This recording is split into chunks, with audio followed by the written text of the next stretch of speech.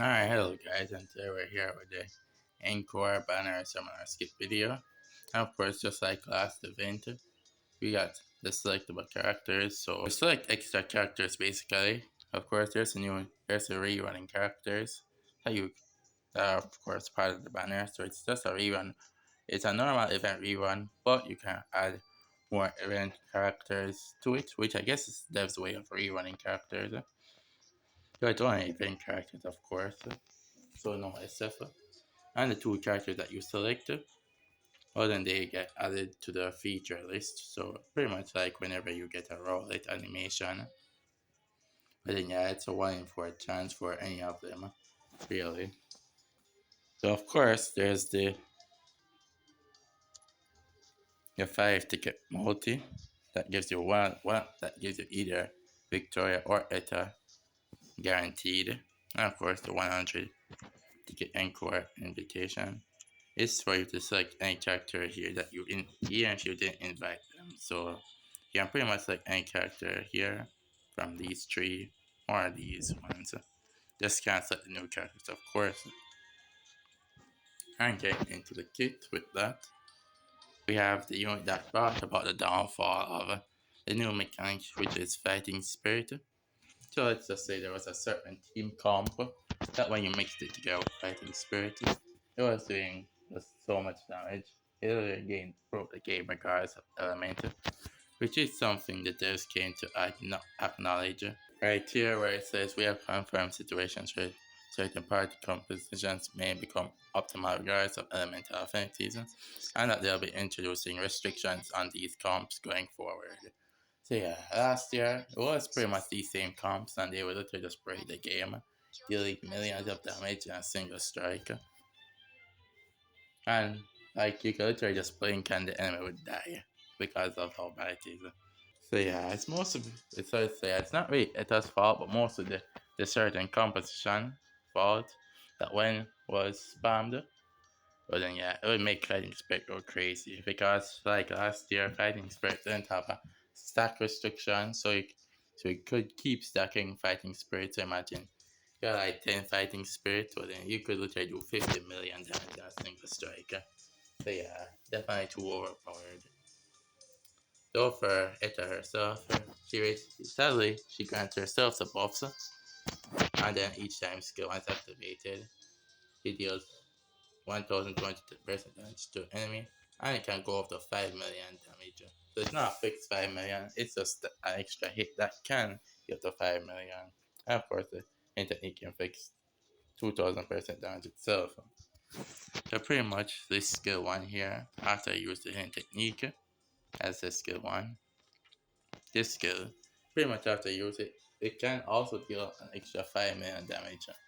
So yeah, it's doing 2 hit damage here, and of course, thanks to the fighting spirit here, it can deal extra 5 million. And when you awaken it, skill 2 is also included, allowing you for you to also deal 5 million damage with this skill as well. So yeah, you could easily see how quick this would add up, especially last year.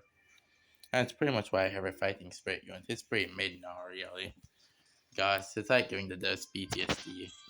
During awakening, you also get more attack and crit rate also. And there's nothing much to this skill besides the fighting spirit potential.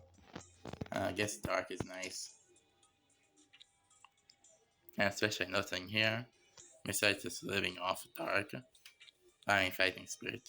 And of course, each time fighting spirit is granted by it grants herself will switch those stuff. And I guess it works that she can maybe sustain herself, but again, it's kind of selfish. And then we see how fighting spirit units in turn are pretty made, in which this Eta herself will have to give it. This Swimsuit Victoria will have to give it since the fighting spirit debuffer. This Victoria, this Epsilon, I mean, will have to give it as well, since that's also what her mechanic is based around. But this time, instead of granting the buffs to herself, Epsilon grants the buffs to all allies, which is good, but then again, fighting spirit stuff is kind of just made in general, really. And of course, the Swimsuit beta. Here also works around the fighting spirit.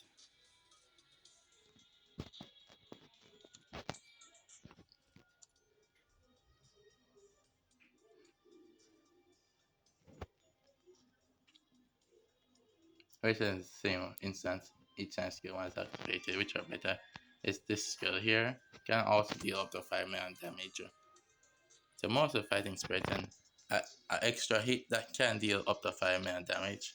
And of course, if you have like 2 stacks or 3 stacks, then that hit goes up to like 10 million or 15 million. Since it caps at 3 stacks, so the maximum damage can be up to 15 mil per skill, depending on awakening. And of course, the best part of this ETA isn't even ETA, it's mostly just her gear that gives her 500 SP and SP of Red Elemental L5 500.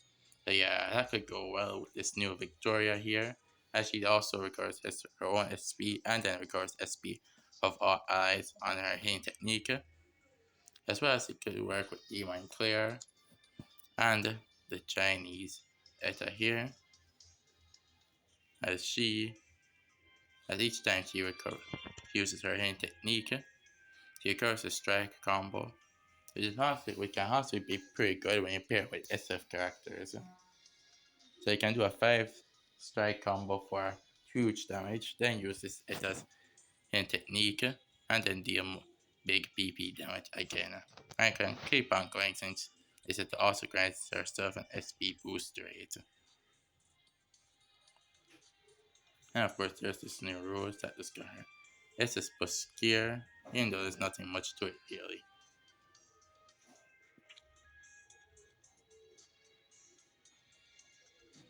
And then going over to this Victoria. That was how they cooked with the art for both of them at least, especially Victoria. Now they cooked over to her technique here, and she inflicts damage and stun all enemies, reduces own damage received. Sucks is that she only grants damage reduction to herself, but at least what's nice is that she shoots damage and then raises defense and attack of all allies. Then grants a debuff on enemy. Each time skill 2 is activated, raises damage received for a single enemy. So pretty much as she uses hidden technique, every time she casts this skill, she also raises damage received for the enemy. And of course, when this skill is awakened, for the lowest defense.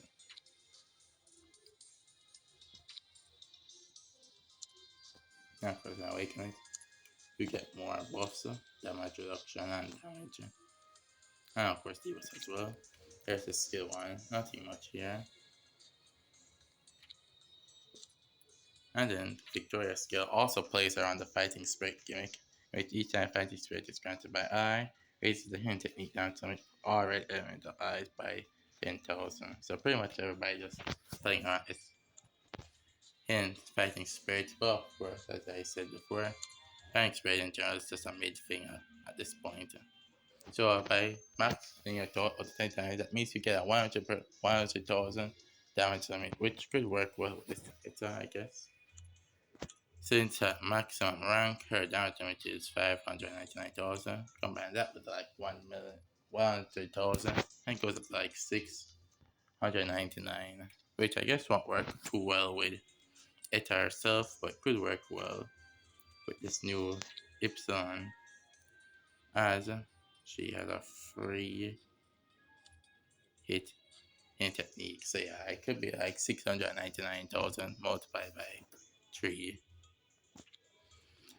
Yeah, that's the Kelly though. Neither of them are worth summoning for, unless outside of waifu reasons, of course. Most of all Victoria's Awakening suck besides like A5 either way. So besides waifu, nothing worth here. Now of course, even what's worthless is this banner. Like, bro, I'm not even gonna make a video about this. This is just the easiest skip ever. Like, it's a rip-off or worse, a version of a paid banner. Just not worth in any regard. So yeah, that's about it for this video, and I'll see ya in the next one. Later.